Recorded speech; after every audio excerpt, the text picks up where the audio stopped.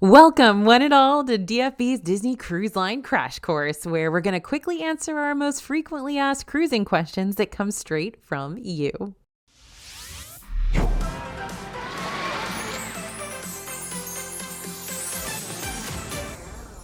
Hey everybody, it's AJ for Disney Food Blog. Now we're back on the water today to bring you a quick and easy to follow Disney Cruise Line video you can watch on your lunch break or while waiting to pick up the kids from soccer practice or even during a couch rot session when the week's just been too heavy and you need something to brighten your spirits. This Disney Cruise Line video is broken up into speedy, digestible sections, giving you a nice and sturdy springboard to work with before you start planning a trip for yourself and your family. Not only that, but this video is made possible thanks to all of you, since I'm going to be diving into all the different cruising questions I've been seeing pop up in our YouTube comments to make sure I can answer specifically what y'all have been asking about. But if we don't get the chance to answer one of your questions today, make sure to add whatever's still puzzling you into the comments section below so Bria and I can answer it for you ASAP, or even add it to a future DCL video to come. Now, I know how it is when you're trying to decide if you're going to take a cruise and which cruise line are you going to cruise on and should you take a cruise and all of that stuff. There's always going to be those big questions like your husband doesn't want to dress up for dinner and Aunt Susan thinks there are going to be too many kids on the ship and your sister is just like, well, isn't it like super more expensive than everything else, like all the other cruise lines? So let's talk about all of these questions that are going to make or break your decision to take a Disney cruise, okay? Here we go with our lightning round. Who is a cruise good for? Yep, Disney cruises are great at being a vacation destination for just about anybody. If you got a baby or toddler, you can always book them a spot at the It's a Small World nursery and enjoy a date night. If you got kids and teens, they can go to meet new friends and experience fun activities in the Oceaneer Club. That's ages 3 to 10. Take on an interactive play space at Edge, ages 11 to 13, or even kick back with games and entertainment at Vibe for ages 14 to 17. When it's just the adults, yep, you've got your own places to hang too, like the adults-only pools, the lounges, the spas, the signature dining experiences, and the adults-only beach sides at Disney's island destinations. There are even adults-only games and activities that you're going to find listed on the daily itineraries, created strictly for grown-ups. So the question of, is it just going to be a ton of kids? Are adults even going to enjoy it? I've been on lots of Disney cruises as an adult by myself or with just my husband, and we've loved it. It's been great. So I would say don't worry about there being tons of kids. There are all those adults only areas too. Why are Disney cruises more expensive than others? When you compare a Disney cruise price to the prices of, say, Royal Caribbean or Carnival, Disney more than likely is going to be a much more expensive experience. And a big reason for that is because of the Disneyness of it all. When you go on a Disney cruise, you're not just dining and lounging and watching shows and lying out on the beach, though that still all sounds pretty nice. No, you're dining with Anna and Elsa to celebrate a royal engagement, or you're lounging at Soul Cat to hear some jazz music, or you're spending time with Mickey and Minnie in between making sandcastles, or you're watching Broadway-style entertainment that brings classic Disney animated films to life on stage. So, yep, you're probably paying for the branding, but these are also pretty nice ships. They're well kept up. The rooms are a little bit bigger than on other cruise lines. So there's several reasons why it's more expensive, but the biggest one we've been able to figure out is the brand. So why would I pay more for a bunch of IP on a ship? Since immersiveness of the Disney cruises, as well as their popular IP, that's intellectual property, by the way, that's Disney's, movie brands and stuff, can drive up the price point, does that mean that Disney cruises are better than other cruises? Well, it really depends. I always tend to compare Disney cruises versus other cruises to theme parks versus amusement parks. Amusement parks tend to give you all the coasters and flat rides and fried food at a lower rate with fewer frills. But a theme park is going to drop you into a new world and build a story around your ride experience, which probably means your overall park ticket is going to be pricier just for the immersiveness alone. In the same way, Disney cruises up their costs but make you feel like you're not just on a ship, but you're inside a story with tons and tons of your favorite characters and interactive realms. Do you have to dress up for dinner? This was always my dad's question. Good question. Now, it depends. When you eat dinner on your Disney cruise, you can take things as casually or as fancy as you like. Most of the time, unless you choose to skip out, you'll be dining in one of 3 rotational dining rooms. And these rotational dining rooms will have different themes depending on which cruise ship you choose. On a 3 or 4 night cruise, things stay pretty cruise casual in the dining rooms, meaning just don't show up in your swimwear or tank tops. But on Pirate Night, which is a specially themed night that happens on every cruise ship and wraps up your evening with a specialty pirate dance party, you can, if you so desire, dress like a pirate. That's worthy of being part of Captain Hook's swashbuckling crew. There's also an optional dress-up night where you can wear your nice jacket or your pantsuit or your dress you've been wanting to show off. Now, on a 7-night cruise, there'll be formal and semi-formal nights that you can choose to take part in too, though once again, it is not a requirement if you don't want to dress up all fancy with your crew. I personally never dress up. I don't even know what nights are formal nights until I get to dinner and I see everybody dressed up. Now, the only restaurants on board the ships that are a little more strict when it comes to dress codes are going to be the adults-only restaurants, which cost extra if you want to try them out. But again, it's not going to be ball gowns. It's going to be like, don't wear your flip-flops and your jeans. Although jeans are okay, just nice jeans. What's the Navigator app? Friends, I'd like you to meet your Disney Cruise Line digital companion, the Nav app. Nav app, meet my friends. The Navigator app is equipped with tons of Universal Cruise Line features to help assist you before and during your trip, which is why you'll want to download it either before or immediately after booking your stateroom. A few of the nifty things this little doodad can do include managing your reservations, equipping you with an onboard chat feature so you can stay connected to your fellow cruise group all vacation long, finding your seating information for dining, showing off restaurant menus, giving you the DL on daily activities, and tons more. This is basically the thing that you are going to be committed to and in love with through your entire cruise. And you'll be very sad when you get off the cruise and you don't get to open it up anymore. Okay, lightning round over, but now it's time to get into other questions that'll be speedy, but a little more in-depth. My goal was to kind of answer all of your make or break questions up there and then get into some of the more nitty-gritty stuff. I don't want to miss out on any key details that you need to know about. Which Disney ship is the best? Oh, don't make me pick just one. Actually, it's probably easier for me to pick my favorite Disney ship than it is to pick my favorite Disney park. But anyway, every Disney cruise ship is very much alike and yet still very different. I know that's helpful, right? No matter which ship you choose, you'll have character meet and greets and daily activities. You'll have kids clubs, rotational dining, spa services, deck parties, Broadway-style entertainment, lots of Disney glitz and glamour. But that being said, each cruise ship also has its own personality and its own sailing itineraries, and it's got its own restaurants and its own lounges, things that are all branded differently. So it really depends on what you're after. Just to give you a few quick examples here. The Disney Magic is the only ship with Rapunzel's Royal Table. The Disney Wish is the only ship with the Star Wars Hyperspace Lounge. The Disney Wonder is the only ship that'll sail you over to Alaska. The Disney Dream has more European-based ports of call and opportunities for you to explore. And the Fantasy is the only ship to have La Piazza, an adults-only lounge featuring a merry-go-round carousello bar. And no, you can't ride it. I was hoping you could, but you can't. But to learn even more about each individual ship that's currently out at sea, be sure to check out our Ranking Every Disney Cruise Ship video when you get the chance, because we got them all in there and we got tons of information about each one for you. Which food is included with your stateroom cost? Very, very good question. I talked about Disney Cruise Line dining ever so briefly during Lightning Round, but let's talk a little bit more about how that works. Technically, the moment you step onto your Disney ship, you don't have to pay an extra cent for food if you don't want to. Most of the meals offered are all-inclusive, including the rotational dining in the evenings, the buffet line open during breakfast, lunch, and dinner, but you will need to check on the times because they do close periodically, the food court setup, which will be close to the pools, and the food locations on Disney's island destinations, Lookout and Castaway Cay. Even the soft serve and soft drinks, which makes the soda goblin in me very happy. That being said, you can pay extra for other dining and snacking options. Of course, there's the premium adults-only dining opportunities that you want to dress a little bit nicer for.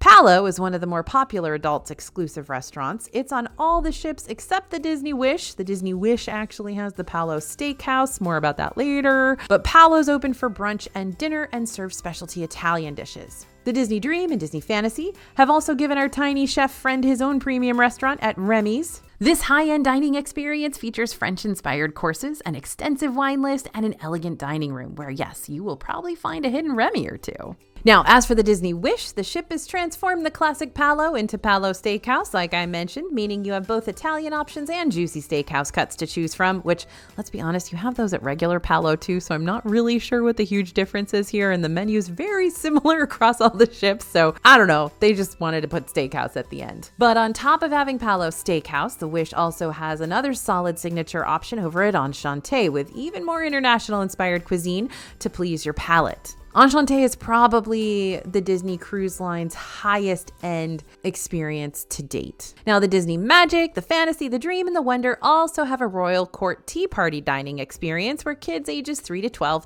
can have a tea party with the Disney princesses. This is one of those rare instances where the kid dining price is way more expensive than it is for the adults, since the experience overall is mainly for them and they get extra stuff and whatever. The experience costs $220 per child and $69 per adult. The Wish, once again, strives to be different, so while it has a similar character dining experience, instead of the princesses, you'll be able to chit-chat with Olaf. And instead of a tea party, you've got a summertime picnic to look forward to. Then there are the lounges, where you can purchase alcoholic beverages and enjoy the adult-only vibes in the evening. Again, lounge theming and drinks vary from cruise ship to cruise ship, but they change from low-key to musical to even character-specific. At night, these lounges are for guests 21 and older, but by day, they're open to the whole family and might even host activities for everyone to take part in. Keep in mind that pretty much every time you're offered an alcoholic beverage, it's usually going to be charged to your room, even when you're at Castaway and Lookout. So those crew members who are carrying around the trays of fun-looking fruity drinks will more than likely charge you before handing it off to you. The only exception to this is if there's some sort of specialty celebration going on, like when the ships were celebrating Disney Cruise Line's 25th anniversary and offered a Shimmering Seas soiree with complimentary cocktails. But the Navigator app will tell you directly if a certain event has a free offering like that. And then you've got other fun specialty treats you can pick up from the premium cafes and coffee bars. Regular black and decaf coffee is still all-inclusive in other locations, but if you want something fancier like a cappuccino or cold brew, you will have to pay for those little javas. One more fun treat offering that'll cost a bit of moolah, the candy stores. Each ship has a fun premium dessert location with specialty baked goods and over-the-top ice cream sundaes that you're not going to find anywhere else on board. Well, sometimes they have the cupcakes in the concierge lounge if you're sailing concierge, I will say that, but not the sundaes. How do I become a Castaway Club member? All right, becoming a Castaway Club member is effortless. All you got to do is book a cruise, and voila, once you're back home post-cruise, you're officially part of the club, starting as a silver member. I know, pretty fancy. A silver membership can come in handy because you're going to be able to start booking all those extra onboard activities even sooner than before. We're talking activities like adult exclusive dining, the It's a Small World nursery, beverage tasting seminars, Bibbidi Bobbidi Boutique, free princess character meet and greets, virtual sports simulators like you'll find at Goofy Sports Deck on the Disney Dream and Fantasy, tea parties and character picnics, private photography sessions, port adventures, island cabanas, and spa and fitness sessions. Now, for first-time cruisers, you can start booking these extra activities 75 days before your cruise begins. And for some, this might be more than enough time to secure those reservations. But when it comes to more popular bookings, things like the premium restaurants, the nursery, the beverage seminars, the cabanas, there is the chance that these activities book up before you get the chance to reserve them, especially the cabanas. Forget about that unless you're sailing concierge or you're like a Pearl Uber member. So being able to book these things sooner rather than later will help put the ball in your court.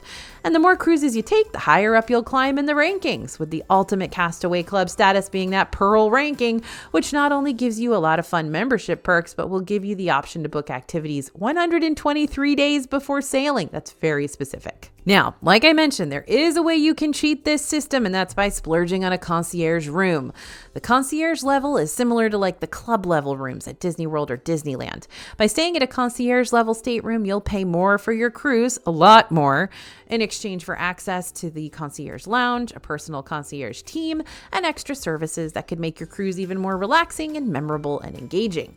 You'll also get first dibs at all those extra activity bookings, regardless of how many Disney cruises you've been on prior, since concierge guests can start making those premium reservations 130 days before their sail date. And I will tell you, I've sailed concierge like once.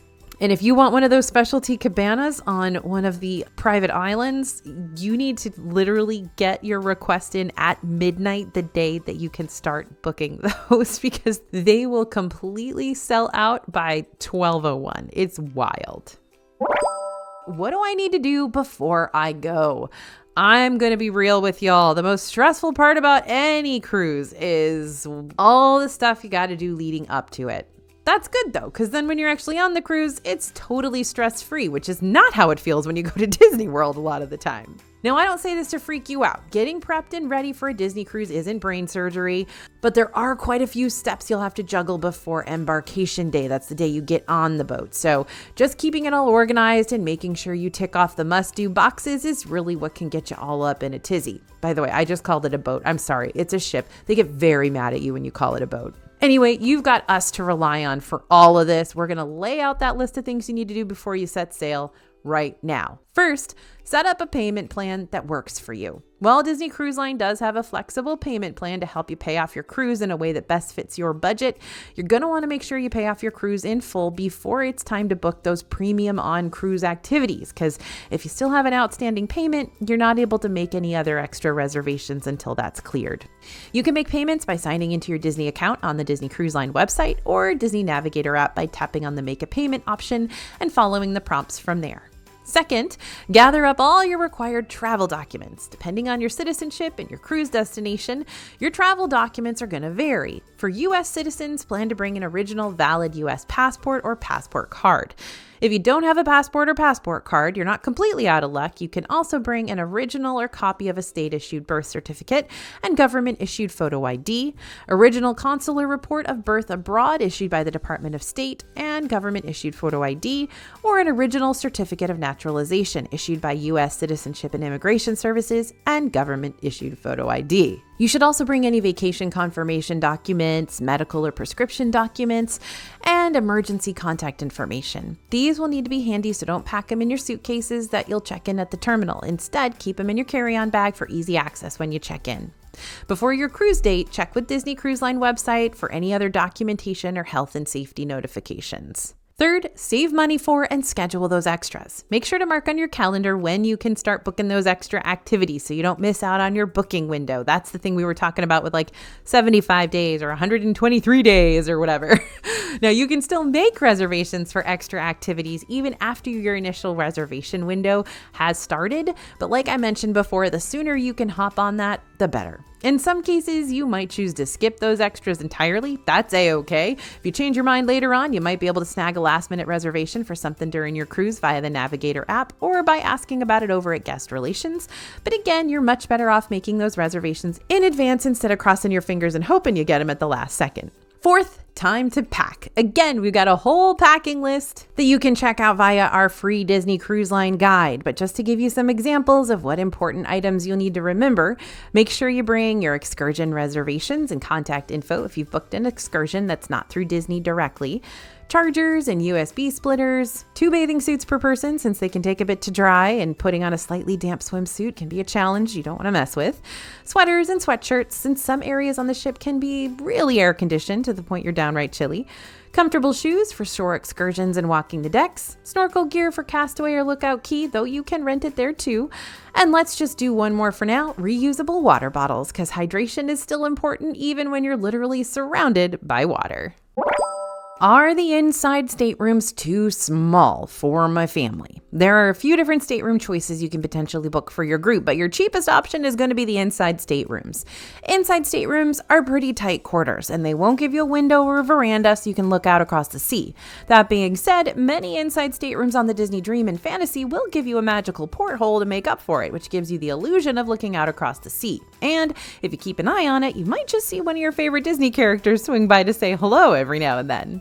But how big are these inside staterooms? Let's put it into perspective. One of the smallest hotel rooms that you can book at Disney World is a standard room at one of the All-Star resorts that measures 260 square feet. This typically includes 2 queen beds or 1 king-size bed, along with a split bathroom concept where the toilet and shower is kept separate from the sink area, and that's pretty much it. But for an inside stateroom on a Disney cruise ship, you're looking at rooms starting at 169 square feet. So things can get really tight, but depending on the room, inside staterooms can still usually sleep up to 3 or 4 guests.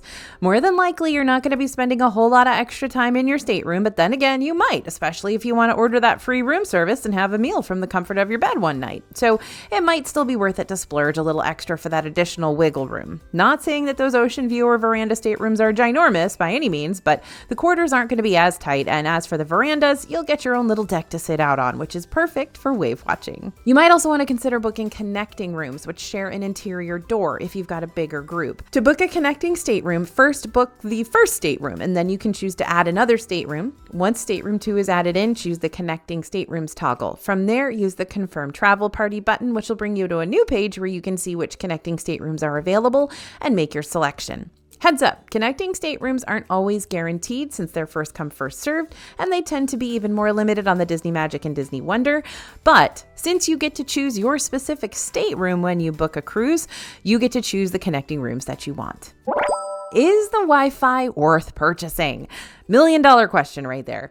When you're cruising with Disney, the provided Wi-Fi is going to be very limited, as in the only thing you'll be able to use it for is to access the features on your Disney Navigator app. For some, that's fine. Disconnecting with the outside world is just the vacation you were after. But for others, not being able to check in with your friends and family back home, maybe the cat sitter, or, post updates on your trip or even reply back to a work email or two might be stressing you out. Fortunately, Disney does have a solution for that, but it's one you're going to have to pay for. Isn't that just the way? Connect.c offers internet packages based on your online needs. Instead of paying by the minute, you'll pay for the data you use. So for instance, streaming movies will consume a lot more megabytes and data than reading email. You can share a single Connect.c package with other folks in your group by simply logging into your account on any device that you want to use to access the internet. Multiple devices can use the same package simultaneously, but the combined usage is tracked on one meter, which can be monitored via the browser window. So here's what Wi-Fi pricing tends to look like on board. Keep in mind that prices are subject to change at any time. Stay Connected gives you access to select social media sites like Facebook and Instagram, with prices starting at $16 a day when you purchase it for the full voyage and $18 a day when you purchase it for 24 hours. Basic Surf includes everything that's in the Stay Connected package, plus access to the web, email, and voice calling. Prices start at $24 a day for the full voyage and $28 for 1 day. And Premium Surf includes everything in the Basic Surf package, plus video on YouTube, Snapchat, TikTok, as well as video calling and music streaming such as Pandora and Spotify. You just won't be able to video stream, and pricing begins at $34 a day for the full voyage or $42 a day for 1 day. Now, when I first started cruising with Disney, this was 15 years ago or more, the Wi-Fi was very spotty. And there were times when you were out at sea that you had to go to a certain part of the ship that seemed to be like right near the router to actually get service. And if everybody on the ship was using the Wi-Fi at the same time, it was just unbelievably slow. As the years have gone by, the Wi-Fi has gotten so much better. And now I can upload voiceovers from sea, which is unheard of. I mean, even 2 or 3 years ago, I couldn't do that. So the Wi-Fi's gotten so much better. I feel like I can work a full work week from the ship if I need to. I work from home, I work remotely. And so that's really saying something. So I would say that at this point, yes, the Wi-Fi is very, very much worth it, especially if you're doing a cruise and you're going to need to stay connected to work. You're going to need to stay connected to people back home. You're going to be fine with the Wi-Fi on the ship. I wouldn't have said that 2 years ago, 3 years ago, 5 years ago. Now you're going to be fine. So I think it's super worth it, and I definitely budget for the Premium Surf package for the whole cruise when I go on a cruise. When's the best time to cruise? This is another one of those questions where I got to give you that whole "it all depends on you" spiel, which I know can be quite the eye roller, but honestly, there are so many different ways you can cruise, and there's really no straight up right answer to choose from. So I'm going to give you some scenarios that will help. What you got to do is start asking yourself some follow-up questions to help determine when you think the best time to cruise is going to be for you. These are the questions. Where do I want to go? One of the big reasons folks love cruising in the first place is the potential of going somewhere new and exciting when you dock. And Disney has so many different itineraries and destinations to choose from.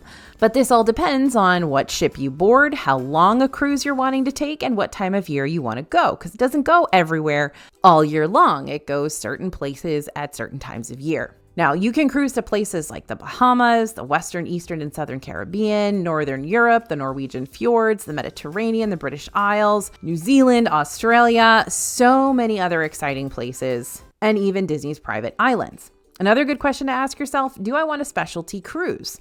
During certain times of the year, Disney's going to have specialty cruises, which offer limited time entertainment, seasonal treats, and exclusive meet and greets. These cruises include Marvel Day at Sea, Halloween on the High Seas, Very Merry Time cruises. There are some Pixar cruises as well. And finally, or perhaps most importantly, depending on what you prioritize in a vacation, you got to ask yourself, what type of weather do I want? Tropical overseas destinations like Bahamas can still be fairly warm during the winter with an average temperature in the 70s and 80s. In March and April, the Caribbean cruise season can be a popular one since the weather stays nice and warm and not miserably sticky. Meanwhile, Alaska experiences its shoulder or slower season in May, since schools aren't yet officially out for the summer, meaning travel crowds aren't as heavy, though temps will average around 40 to 50 degrees daily, so bundle up. Of course, summer cruising is a great time to take advantage of those beach and tropical destinations, also European spots, and the British Isles. Just keep in mind that it can be hot in some of these places, so pack plenty of sunscreen, a reusable water bottle, cooling towels, and sunglasses to prepare yourself for those mighty intense rays, especially if you're there around the Mediterranean. And in the fall, temperatures are still going to be pretty roasty toasty at the beginning of the season for our more tropical ports of call, but they'll cool down later on in the season, specifically when we get into the month of November. So how are you going to decide when is best for you to cruise? Well, Disney Cruise Line has this really handy dandy kind of filter system when you go to see what cruise you want to take. You can search for cruises by ship, you can search for cruises by destination, you can search for cruises by port, and you can search for cruises by time of year. So if you kind of enter in all of your specifics, then you see which cruise might be perfect for you. How many ships are there in the works? A billion? Pretty much, yeah. At the time of this video's release, there are 5 Disney cruise ships that you can sail on right now, but starting December 21st, the Disney Treasure will make its maiden voyage as Disney's 6th ship, and then in 2025, 2 more Disney ships will make their maiden voyages, the Destiny and the Adventure, and then we'll be getting even more cruise ships between the years 2027 and 2031, bringing the total fleet to 13 ships when all is said and done. That's a lot of ships, which can be both exciting and overwhelming. The good news is that we're going to make sure you stay up to date on all the latest cruise line announcements just as soon as we hear more about them, so you never have to feel like you're suddenly out of the loop and left stranded on an island as a legit castaway. In the meantime, make sure to scan the QR code you see on the screen now or head over to disneyfoodblog.com/cruise planning. You can pick up our free Disney Cruise Line guide, which is going to help you prepare for your vacation across the seas, no matter which ship you decide to sail on. And this free guide will give you the ins and outs when it comes to what you need to pack and what to expect from cruise ship dining, what entertainment you need to prioritize, and a ton more. That's also going to sign you up for our newsletter, so you're going to see all the details on what cruise ships are coming, when they're coming, and what you need to know. How much should you save for gratuities? When you pay for a stateroom on one of the cruise ships, you're getting a lot of things included with that price, like food and tons of entertainment and a trip to someplace overseas that maybe you haven't been before. But there are some extra expenses here and there that you'll still want to save back for, gratuities being one of them. So I'm going to go over what the Disney Cruise website recommends when it comes to tipping your crew, but keep in mind that every case is going to be different, and you're more than welcome to adjust your tipping scale as you see fit. Gratuities can be prepaid ahead of time on the Disney Cruise website or Disney Navigator app by clicking on the My Reservations section and following the gratuities prompts from there. Disney recommends a gratuity amount of $14.50 a night for those staying in standard staterooms and $15.50 per night for those in a concierge room. These gratuities will be split between 4 different crew member roles: your dining room server, your assistant server, your head server, and your stateroom host. If you forget to add a gratuity amount before your trip, no worries, Disney will just default to the gratuity amount they recommend. However, if you want to change that amount once you're on board, you can still do that by swinging by guest services and asking them to help you make those adjustments. Keep in mind that those prepaid gratuities do not cover other crew members, like room service, adult exclusive dining servers, Port Adventures crew members, Senses Spa and Salon crew members, and the concierge lounge team. So if you're going to be taking part in any of those extra activities, it's a good idea to keep some extra cash handy or plan on having those additional gratuities charged to your onboard account. What are some good cruising books? This is actually my question. I'm asking you because I need some recommendations. Some folks like to use the afternoons aboard the ships to grab a seat, purchase a cocktail, and catch up on their reading, which is why it's a good idea to stock up your Kindle or tablet with digital books ahead of your trip. Many folks also like to use things like the Libby app to download books from their local libraries for free. You will need Wi-Fi connectivity or data in order to initially download those books, but once they are downloaded, you'll be able to access them even once you're offline. But you will need a library card in order to take advantage of this service. So yeah, put those cruise-worthy reading recommendations in the comments and I can add them to my never-ending TBR list. It'll also help others who are scrolling through the comments to build into their TBRs too. Oops, this is my question again. The DFB team and I have been on the Disney cruise ships a zillion times. Don't fact check me there. So we've got lots of videos out right now detailing so many extra tips and tricks and niche DCL info that you're not going to find anywhere else. So if you're ready for more cruise-like fun, check out our Disney Cruise Line playlist on the channel. And don't forget to pick up your free Disney Cruise Line digital guide over at disneyfoodblog.com/cruise planning. Thanks for listening, everyone, and thanks for watching. As always, this is AJ for Disney Food Blog, and we'll see you real soon.